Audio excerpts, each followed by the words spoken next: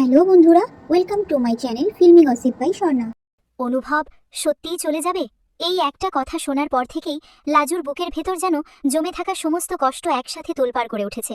মনে হচ্ছে এতদিন ধরে যে কান্নাকে সে নিজের ভেতরে আটকে রেখেছিল, সেই কান্নার বাঁধ আর বেশিক্ষণ ধরে রাখা সম্ভব নয়। বুকের ভেতরটা যেন আগ্নেয়গিরির মতো জ্বলছে। একটু পরেই হয়তো সবকিছু বিস্ফোরণের মতো বেরিয়ে আসবে, কিন্তু তবুও লাজু নিজেকে সামলে রাখার চেষ্টা করছে। কারণ তার সামনে শুধু ভালোবাসা নেই, আছে পরিবারের সম্মান, আছে সমাজের ভয়, আছে নিজের সংস্কার, আছে আর আছে এমন কিছু অকারণ দ্বিধা যেগুলো তাকে এতদিন ধরে নিজের মনের সত্যিটা মুখে বলতে দেয়নি। নির্জন রাত আরও গভীর হয়ে আসে। চারপাশে সবাই যখন ঘুমিয়ে পড়েছে, তখন লাজু একা তার ঘরের জানালার পাশে দাঁড়িয়ে থাকে। দুই হাত দিয়ে জানালার গ্রিল শক্ত করে ধরে বাইরে তাকিয়ে থাকে সে। চোখ দিয়ে নীরবে জল গড়িয়ে পড়ছে, কিন্তু সেই কান্নার শব্দ যেন সে নিজেকেও শুনতে দিতে চাইছে না। তার মাথার ভেতর বারবার ফিরে আসছে অনুভবের বলা কথাগুলো। প্রতিটা কথা যেন নতুন করে তার হৃদয়ে আঘাত করছে। যে মানুষটাকে সে এতদিন নিজের জীবনের সবচেয়ে কাছের মানুষ হিসেবে মনে করেছে, সেই অনুভব আজ তাকে এতটা দূরে সরিয়ে দিল কিভাবে? লাজু মনে মনে প্রশ্ন করে, তাহলে এতদিনের সম্পর্কের মূল্য কোথায়? যে মানুষটা তাকে বন্ধুত্বের থেকেও অনেক বড় একটা জায়গায় রেখেছিল, সে আজ কোন অধিকারে তাকে এমন করে পর করে দিল? নাকি সত্যি অনুভবের জীবনে তার কোনো মূল্য নেই? কিন্তু লাজু যতই নিজেকে শক্ত রাখার চেষ্টা করুক, তার চোখের জল কিছুতেই থামছিল না। অন্যদিকে একই রাতে নিজের ঘরে একা বসে আছে অনুভব। বাইরে থেকে দেখলে মনে হবে সে চলে যাওয়ার প্রস্তুতিতে ব্যস্ত, কিন্তু আসলে তার ভেতরেও চলছে এক অসম্ভব যুদ্ধ। ঘরের একপাশে রাখা সুটকেস খোলা, কিছু কাপড় গোছানো হয়ে গেছে। টেবিলের উপর পড়ে আছে লাজুর সঙ্গে কাটানো পুরনো দিনের কিছু ছবি। অনুভব একের পর এক ছবির দিকে তাকিয়ে আছে। কখনো তার চোখে রাগ ফুটে উঠছে, আবার কখনো সেই রাগের আড়ালে লুকিয়ে থাকা গভীর কষ্ট স্পষ্ট হয়ে উঠছে। একটা ছবির দিকে হাত বাড়িয়ে দেয় অনুভব। ছবিটা ছুঁতে গিয়েও হঠাৎ হাত সরিয়ে নেয়। নিজেকেই বোঝাতে থাকে সে, লাজু যদি আমার চলে যাওয়ার কথা শুনেও একবারও আমাকে থামানোর চেষ্টা না করে, তাহলে আমিও আর কখনো ফিরে তাকাবো না। এতদিন আমি একা কেন কষ্ট পাবো? ও যদি নিজের মনের কথা বলতে না পারে, তাহলে আমিও আমার সিদ্ধান্ত থেকে এক চুলও সরব না। ঠিক তখনই দরজা খুলে ঘরে ঢুকে পড়েন অনুভবের বাবা আর কাকিমা। দুজনের মুখেই গভীর চিন্তার ছাপ। অনুভবের বাবা কিছুক্ষণ ছেলের দিকে তাকিয়ে থেকে শক্ত গলায় বলেন, একটা সিদ্ধান্ত নেওয়ার আগে মানুষ নিজের পরিবারের কথা ভাবে, নিজের মা বাবার কথা ভাবে। কিন্তু তুই কি একবারও ভেবে দেখেছিস তোর এই সিদ্ধান্তের পর আমরা কোথায় দাঁড়াবো? অনুভব মুখ তুলে বাবার দিকে তাকায়, কিন্তু কোনো উত্তর দেয় না। কাকিমা এবার আর নিজের কান্না ধরে রাখতে পারেন না। চোখ মুছতে মুছতে তিনি বলেন, তুই না গেলে কি সত্যি এই সংসারটা শেষ হয়ে যাবে? তোর মা সারাদিন কিচ্ছু খায়নি, বিছানায় পড়ে আছে। তুই কি একবারও গিয়ে তার পাশে দাঁড়াবি না? তোর মা তোকে শুধু একবার দেখতে চাইছে। অনুভবের চোখে এক মুহূর্তের জন্য কষ্ট ফুটে ওঠে, কিন্তু পরক্ষণেই সে নিজের মুখ শক্ত করে ফেলে। সে ধীরে ধীরে বলে, আমি যা করছি পরিবারের ভালোর জন্যই করছি। আমার এই সিদ্ধান্তের পেছনে অনেক কারণ আছে। আমি জানি সবাই কষ্ট পাচ্ছে, কিন্তু আমি আর পিছিয়ে যেতে পারবো না। আমার সিদ্ধান্ত হয়ে গেছে। কাকিমা আর কিছু বলতে পারেন না, চোখের পানি মুছতে মুছতে ঘর থেকে বেরিয়ে যান। কিন্তু অনুভবের বাবা এবারও থামেন না। তিনি ছেলের সামনে এসে দাঁড়িয়ে সরাসরি তার চোখের দিকে তাকিয়ে বলেন, তুই যাকে আড়াল করতে চাইছিস, তাকে কি সত্যি আমাদের চোখ থেকে আড়াল করতে পারবি? অনুভব চুপ করে থাকে। বাবা আবার বলেন, তোর এই রাগের পেছনে যে লাজু আছে, সেটা কি তুই ভাবছিস আমরা বুঝতে পারছি না? তুই যতই বলিস তুই পরিবারের জন্য চলে যাচ্ছিস, আমরা কি বুঝতে পারছি না তোর আসল লড়াইটা কোথায়? এই কথাটা শুনে অনুভব যেন ভিতর থেকে কেঁপে ওঠে। তার চোখে জল চলে আসতে চায়, কিন্তু সে কিছুতেই সেটা প্রকাশ করে না, শুধু মুখটা অন্যদিকে ঘুরিয়ে নেয়। এদিকে লাজুর ঘরে তখন আবার প্রবেশ করেন দাদাভাই। দরজা খুলে ভেতরে ঢুকেই দেখতে পান লাজু একা বসে কাঁদছে। দাদাভাইয়ের চোখেও জল চলে আসে। তিনি ধীরে ধীরে লাজুর কাছে গিয়ে তার মাথায় হাত রাখেন। স্নেহভরা গলায় বলেন, এভাবে ভেঙে পড়লে চলবে লাজু? তুই যদি আজই হেরে যাস, তাহলে এই লড়াইয়ে জিতবে কে? লাজু চোখ মুছে কাঁপা গলায় বলে, আমি তো হেরেই গেছি দাদাভাই। অনুভবের চোখে আমার কোনো মূল্যই নেই। যদি থাকতো তাহলে সে আমাকে এভাবে ছেড়ে চলে যেতে পারতো না। দাদাভাই কিছুক্ষণ চুপ করে থেকে বলেন, তুই একটা ভুল করছিস। অনুভব রাগ করেছে কারণ সে তোর মুখ থেকে সত্যিটা শুনতে চায়। তুই তাকে যতটা কষ্ট দিয়েছিস, তার থেকেও বেশি কষ্ট পেয়েছে ও নিজে। রাজু অবাক হয়ে তাকিয়ে থাকে। দাদাভাই আবার বলেন, তুই যদি সত্যি ওকে ভালোবাসিস, তাহলে এই মিথ্যে অহংকারের দেওয়াল তোকে ভাঙতেই হবে। আর কতদিন নিজের মনকে লুকিয়ে রাখবি? আগামী বুধবার অনুভব চলে যাবে। তারপর যদি আর ফিরে না আসে, তখন সারা জীবন কাকে দোষ দিবি? এই কথাগুলো যেন লাজুর ঘুমিয়ে থাকা বিবেককে হঠাৎ জাগিয়ে দেয়। সে বুঝতে পারে এতদিন যে ভয়কে সে সত্যি মনে করেছে, সেই ভয়ই আসলে তাকে নিজের ভালোবাসা থেকে দূরে সরিয়ে রেখেছে।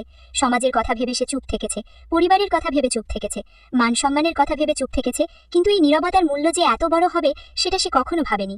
পরদিন সকাল, পুরো বাড়িটা যেন অদ্ভুত এক নীরবতায় ডুবে আছে। কেউ ঠিকমতো কথা বলছে না। অনুভবের মা সারা রাত না খেয়ে অসুস্থ হয়ে বিছানায় পড়ে আছেন। জেঠুমনি আর বাবা নিজেদের মতো করে শেষ চেষ্টা চালিয়ে যাচ্ছেন। কেউ টিকিটের ব্যবস্থা আটকে দেওয়ার চেষ্টা করছেন, কেউ আবার অনুভবকে শেষবারের মতো বোঝানোর চেষ্টা করছেন। কিন্তু অনুভব নিজের সিদ্ধান্তে অটল। সে নিজের সমস্ত জিনিসপত্র গুছিয়ে নিয়েছে। সুটকেসটা হাতে নিয়ে ধীরে ধীরে সিঁড়ি দিয়ে নিচে নেমে আসে। তাকে দেখেই বাড়ির পরিবেশ আরও ভারী হয়ে যায়। মা বিছানা থেকে উঠে আসার চেষ্টা করেন, কাঁপতে কাঁপতে ছেলের সামনে এসে দাঁড়ান। তারপর ছেলের পা ধরে কাঁদতে কাঁদতে বলেন, আমাকে ছেড়ে যাস না বাবা, তুই চলে গেলে আমি কি নিয়ে থাকবো। অনুভবের বুকের ভেতরটা কেঁপে ওঠে, তার চোখেও পানি চলে আসে, কিন্তু সে নিজের আবেগকে শক্ত করে আটকে রাখে। সে মায়ের হাত ধরে ধীরে ধীরে ওঠায়, তারপর পরিবারের প্রত্যেকের পায়ে হাত দিয়ে প্রণাম করে, সবাইকে শেষবারের মতো দেখে নেয়। মনে মনে যেন নিজেকেই বলে, এটাই হয়তো আমার শেষ দেখা। তারপর সে দরজার দিকে এগিয়ে যায়, আর ঠিক সেই মুহূর্তে দরজার মুখে এসে দাঁড়ায় লাজু। সবাই অবাক হয়ে লাজুর দিকে তাকিয়ে থাকে, কারণ আজকের লাজুকে অন্যরকম লাগছে। চোখে জল আছে, কিন্তু মুখে ভয়ের ছাপ নেই, দৃষ্টিতে আছে অদ্ভুত এক দৃঢ়তা। অনুভব লাজুকে দেখে থেমে যায়, দুজনের চোখে চোখ পড়ে। সেই কয়েক সেকেন্ডে যেন কত বছরের না বলা কথা একে অপরের চোখে ভেসে ওঠে, কিন্তু অনুভব নিজেকে শক্ত করে ফেলে। ঠান্ডা গলায় বলে, বিদায়। এই একটা শব্দ যেন লাজুর বুকের ভেতর শেষ বাঁধটুকুও ভেঙে দেয়। অনুভব পাশ কাটিয়ে বেরিয়ে যেতে শুরু করতেই লাজু হঠাৎ তার সুটকেসটা শক্ত করে ধরে ফেলে। পুরো পরিবার হতবাক। অনুভব থেমে যায়, রাগে তার মুখ বদলে যায়। সে ঘুরে দাঁড়িয়ে বলে, এসব কিসের নতুন নাটক লাজু? লাজু এবার আর পিছিয়ে যায় না, সে অনুভবের হাত থেকে চাবিটা নিয়ে নেয়। তারপর পুরো পরিবারের সামনে দাঁড়িয়ে কাঁপা গলায় বলে, পালিয়ে যাওয়া খুব সহজ অনুভব, কিন্তু সত্যিটাকে মেনে নেওয়া এত সহজ নয়। অনুভব অবাক হয়ে তার দিকে তাকিয়ে থাকে। লাজুর চোখে এবার অশ্রু জমে আছে, কিন্তু কণ্ঠে কোনো দ্বিধা নেই। সে বলে, তুই সবসময় বলতিস আমি ভীতু, সমাজ কি বলবে সেই ভয়ে আমি নিজের মনের কথা বলতে পারি না। পরিবারের কথা ভেবে আমি চুপ করে থাকি। আজ আর চুপ থাকবো না। আজ এই পুরো পরিবারের সামনে দাঁড়িয়ে একটা কথা বলছি, তুই ছাড়া আমার জীবনে অন্য কারো কোনো অস্তিত্ব ছিল না, আর কোনোদিন থাকবেও না। ঘরের সবাই নিস্তব্ধ হয়ে যায়। লাজু থামে না, সে আরও বলে, তুই যদি চলে যাস তাহলে তুই ভাবিস না আমি ভালো থাকব। তুই চলে যাওয়ার পর প্রতিদিন আমি নিজেকেই দোষ দেব, সারা জীবন ভাবব তোর হাতটা ধরে রাখার সময় আমি কেন চুপ করেছিলাম। তুই কি সত্যিই ভাবিস তুই চলে গেলে আমি শান্তিতে থাকব? অনুভবের হাত থেকে সুটকেসের হাতল ধীরে ধীরে আলগা হয়ে যায়। পরের মুহূর্তেই সুটকেসটা মেঝেতে পড়ে যায়। ঘরের সবাই স্তব্ধ। অনুভবের মা আর কাকিমার চোখে তখন স্বস্তির জল, কারণ এতদিন ধরে তারা যে সত্যিটা শুনতে চেয়েছিলেন, আজ সেই সত্যিটাই অবশেষে লাজুর মুখ থেকে বেরিয়ে এসেছে। অনুভব ধীরে ধীরে লাজুর দিকে এগিয়ে আসে। তার চোখে এবার রাগ নেই, আছে অভিমান, আছে কষ্ট, আছে বহুদিনের জমে থাকা ভালোবাসা। সে লাজুর একদম সামনে এসে কাঁপা গলায় বলে, তাহলে এতদিন কেন, কেন এতগুলো বছর ধরে আমার আর তোর মাঝখানে এই দেয়াল তুলে রাখলি? কেন আমাকে এতটা কষ্ট দিলি? লাজু আর নিজেকে সামলাতে পারে না, হাউমাউ করে কেঁদে ওঠে। তারপর অনুভবের বুকে হাত রেখে বলে, কারণ আমি ভয় পেয়েছিলাম। আমি চাইনি আমার জন্য তোর আর তোর পরিবারের মধ্যে কোনো কলঙ্ক আসুক। আমি চাইনি আমার কারণে কেউ তোকে ভুল বুঝুক। তাই নিজের ভালোবাসাটাকেই লুকিয়ে রেখেছিলাম। কিন্তু আজ বুঝেছি, তোকে হারিয়ে বেঁচে থাকার চেয়ে তোকে ধরে রাখার জন্য মানুষের কিছু কথা সহ্য করা অনেক ভালো। এই কথা শুনে অনুভবের চোখের সমস্ত অভিমান যেন এক মুহূর্তে গলে যায়। যে হৃদয় এতক্ষণ পাথরের মতো শক্ত হয়েছিল, সেটাই যেন হঠাৎ নরম হয়ে যায়। অনুভব আর নিজেকে ধরে রাখতে পারে না। সে লাজুকে শক্ত করে নিজের বুকের মধ্যে জড়িয়ে ধরে। লাজুও কান্নায় ভেঙে পড়ে। দুজনের চোখের পানি যেন এতদিনের সব ভুল বোঝাবুঝি ধুয়ে নিয়ে যায়। পুরো পরিবার সেই মুহূর্তের সাক্ষী হয়ে থাকে। কেউ আর কোনো কথা বলতে পারে না, শুধু অনুভবের মা চোখের পানি মুছতে মুছতে হাসেন। কাকিমাও স্বস্তির নিঃশ্বাস ফেলেন। আর একটু দূরে দাঁড়িয়ে দাদাভাই নীরবে এই দৃশ্য দেখেন। তার মুখে ফুটে ওঠে তৃপ্তির হাসি, কারণ তিনি জানতেন এই সত্যিটা একদিন না একদিন প্রকাশ পেতেই হবে। অনুভব লাজুকে জড়িয়ে ধরেই কাঁদতে কাঁদতে বলে, আমাকে ক্ষমা কর, তোকে এত নিষ্ঠুর কথা বলেছি, তোকে এত কষ্ট দিয়েছি। আমি ভেবেছিলাম তুই আমাকে কখনো থামাবি না। লাজু চোখের পানি মুছে কিছু বলতে যায়, কিন্তু অনুভব তাকে থামিয়ে দেয়। সে বলে, আর কোনো কথা নয়, এবার থেকে কোনো কিছু লুকিয়ে রাখবি না। আমার কাছে নিজের মনের কথা বলতে ভয় পাবি না। লাজু মাথা নাড়ে, তারপর আবার অনুভবের বুকে মুখ লুকিয়ে কাঁদতে থাকে। ঠিক তখন অনুভবের বাবা এগিয়ে আসেন। ছেলের কাঁধে হাত রেখে শান্ত গলায় বলেন, যে ভালোবাসা মানুষকে এত বড় সিদ্ধান্ত বদলে দিতে পারে, সেই ভালোবাসা থেকে কখনো পালিয়ে যাওয়া যায় না অনুভব। অনুভব বাবার দিকে তাকায়, তার চোখে তখনও পানি, কিন্তু সেই চোখে এবার শান্তি। সে বুঝতে পারে এতদিন সে যে পথটাকে মুক্তির পথ ভেবেছিল, সেটা আসলে ছিল নিজের ভালোবাসা থেকে পালিয়ে যাওয়ার পথ। আর আজ লাজু তাকে সেই পথ থেকে ফিরিয়ে এনেছে। আগামী বুধবার যে দিনটাকে সবাই ভেবেছিল অনুভবের চলে যাওয়ার দিন হবে, সেই দিনটাই শেষ পর্যন্ত হয়ে উঠল তাদের জীবনের নতুন শুরুর দিন।